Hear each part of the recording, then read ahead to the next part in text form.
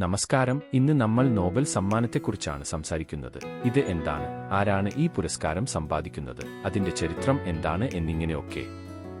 Nobel സമ്മാനം എങ്ങനെയാണ് ആരംഭിച്ചത്? നോബൽ സമ്മാനം 1901-ലാണ് ആദ്യമായി നൽകപ്പെട്ടത്.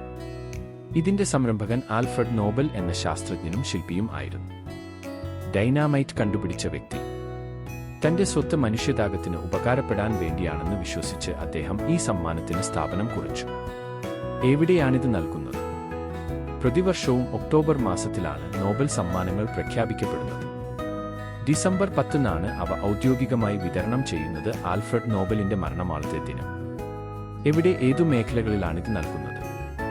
ഇപ്പോൾ നോബൽ സമ്മാനം 6 മേഖലകളിലായാണ് നൽകുന്നത്. ഭൗതികശാസ്ത്രം, രസതന്ത്രം, വൈദ്യശാസ്ത്രം, സാഹിത്യം, സമാധാനം, സാമ്പത്തിക ശാസ്ത്രം ഇത് പിന്നീട് ചേർത്തതാണ്. ഇന്ത്യയും നോബൽ സമ്മാനവും. ഇന്ത്യയിൽ നിന്നുള്ള പ്രശസ്ത നോബൽ ജേതാക്കളിൽ ചിലർ: രവീന്ദ്രനാഥ് ടാഗോർ സാഹിത്യം, മദർ തെരേസ സമാധാന പുരസ്കാരം, സി.വി. രാമൻ ഭൗതികശാസ്ത്രം, അമർത്യ സെൻ സാമ്പത്തിക ശാസ്ത്രം, കൈലാഷ് സത്യാർത്ഥി സമാധാന പുരസ്കാരം. ഇതുവരെ നോബൽ സമ്മാനത്തെക്കുറിച്ചുള്ള ഒരു ചെറിയ വിവരണമായിരുന്നു. ഇങ്ങനെ ഉള്ള കൂടുതൽ വിവരങ്ങൾക്കും പ്രചോദനത്തിനും ഇവിടെ കൂടെയിരിക്കുക. വീഡിയോ ഇഷ്ടമായാൽ ലൈക്ക് ചെയ്യാനും ഷെയർ ചെയ്യാനും മറക്കരുതേ.